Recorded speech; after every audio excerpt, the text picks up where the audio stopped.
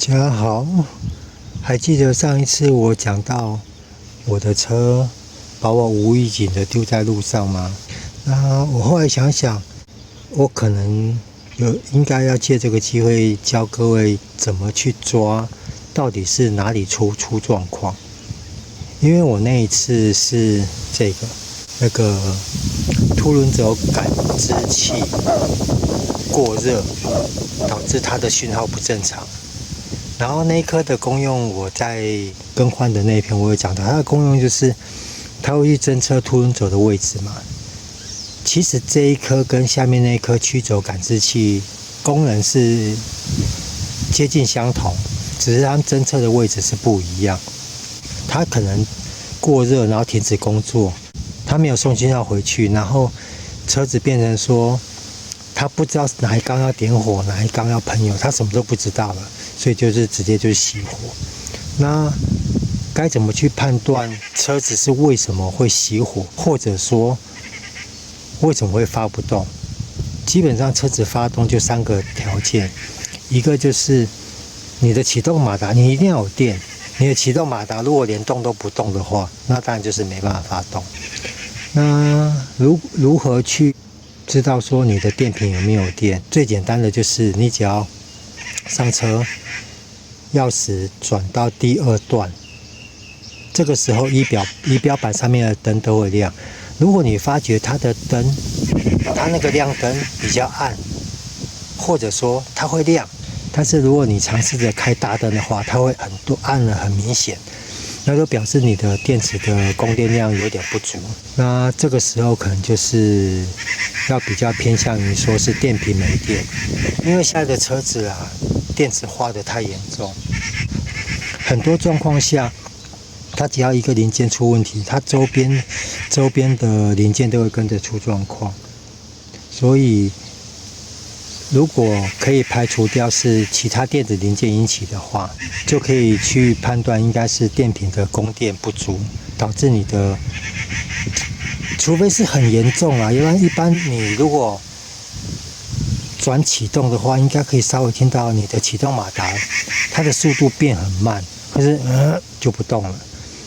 那这个多半都是电瓶没电的现象。这个状况是没电的状况下，然后第二个状况是你的启动马达运转都很正常，就是发不起来。这个时候就可能就要偏向2个东西了，然后再来就是你的供油要有过来。那怎么去判断说你的油有没有出来呢？第一个方式是你坐到车里面，你仔细听，当你转到红火的时候，就是仪表板灯都会亮的时候，你会听到后座那边会有一个嘤的声音。如果你真的听不到的话，如果可以的话，请个朋友在车上帮你发动，让启动马达运转，活塞运转，然后你去你的排气管那边闻，看是有没有汽油味。如果有汽油味的话，就表示你的供油有进到活塞，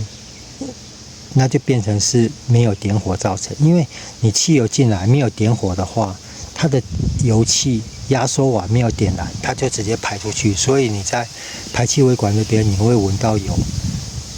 浓浓的汽油味。这一点就可以证明你的汽油是有过到活塞这边来。那这个时候就可以把矛头指向于有没有点火了，火星塞有没有点火了。那火星塞有没有点火？最简单的方式就是火星塞有没有点火，只有一个方式，就是当然了有专用仪器，但是一般人应该是没有。最简单的方式就是把火星塞帽拔起来，然后插一颗火星塞，然后让火星塞的那个弯的那个接地脊靠在车上，因为引擎就是负极嘛，靠在它。然后请朋友帮你发动，看有没有跳火就知道了。像我上次讲那个烤耳清洁，这个拔不起来，只能拔。像我们这种车，它只能拔这一颗，这个拔可能会把它弄断，所以只能清这一个。然后这边的话，有没有看到？它这个头在这边，直接在这边清就可以了。就拿个竹筷子啊、牙签进去搅一搅、拉拉，然后喷点清洁剂，这样烤火的清洁就是这样子咯。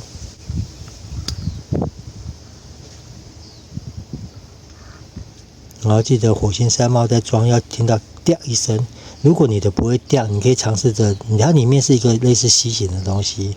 你可以拿个细一点的尖嘴钳把它夹紧一点，让它跟火星山猫的那个头夹的紧一点，它才不会有间隙乱跳火。无法发动大概就是这3个原因：没有电，启动马达不作动，然后汽油没有进来到活塞这边，再来就是没有点火，多半都是这3个造成的啦。最简单的方式就是这样子，像有的人说可能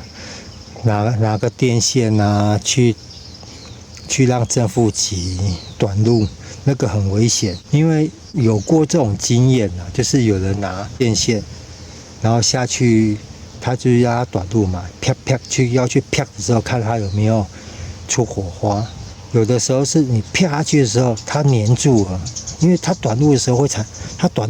产生高温。你啪下去的时候，它等于是粘住了，结果一直导电。那一次我是赶快过去把硬拉把它拉断，然后后来那颗电瓶就挂掉了。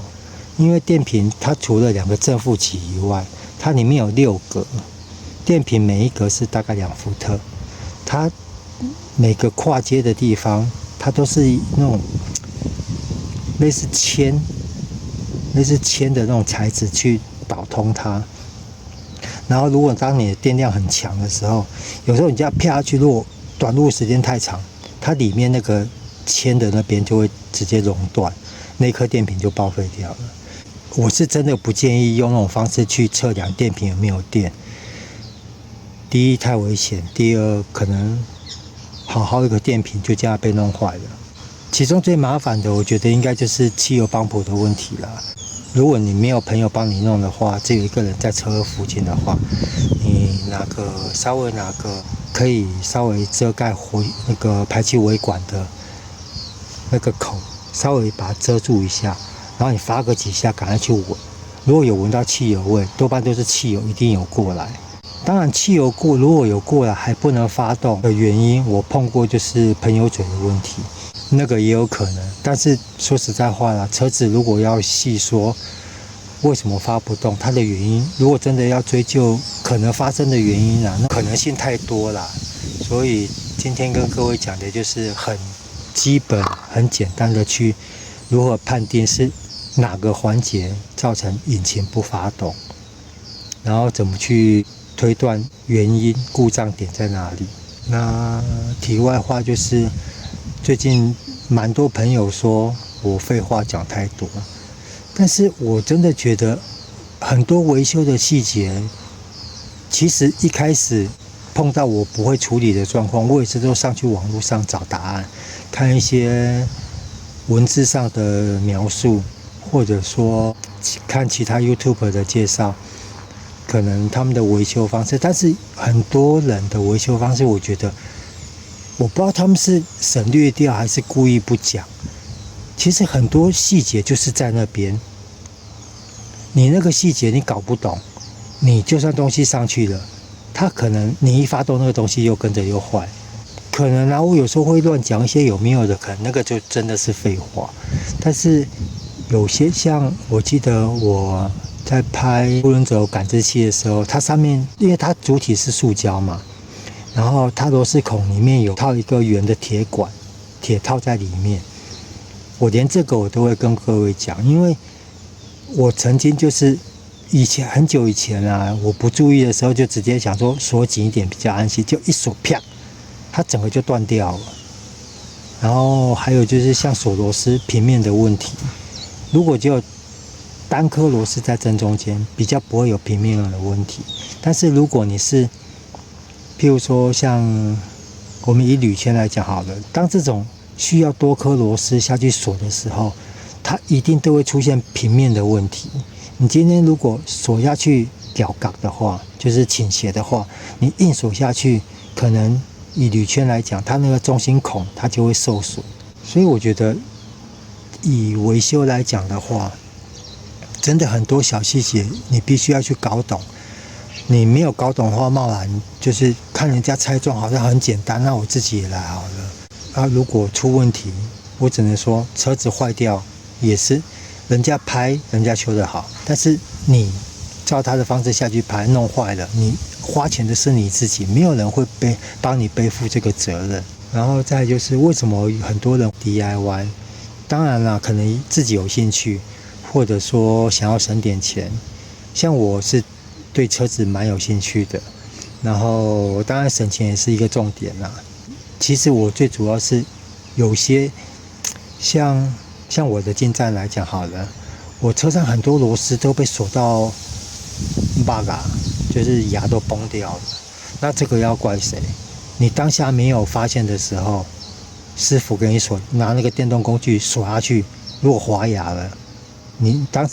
当场没有发觉，你只要车骑离开了，你这个没办法找人去理论啊。甚至有的你当下你发现他被他锁到牙坏掉了，他直接就跟牙说没有啊，因为你这个牙本来就老车了吧，牙可能就快坏掉了，所以锁下去就直接就滑牙了。那这个你又要去怪谁？其实像我自己在锁东西，当然了，螺丝孔拆装次数过多，容易造成滑牙，这个我认同。但是基本上小颗的螺丝，你如果都是用手锁的话，这个几率其实不高。大颗螺丝的话，因为它的材质问题跟它的受力面积，所以你拿电动的、气动的，适度的下去锁，滑牙的几率也不会很高啊。我的观念，有些东西能够自己来，我都尽量自己弄。第一省钱，第二也是自己兴趣，当然也要有时间。好了，我觉得我还是不要再多讲，等下又被人家讲说是在讲废话。OK， 那今天这个车子为什么发不动的原因跟最简单的检测方式就这样子咯，谢谢各位，拜拜。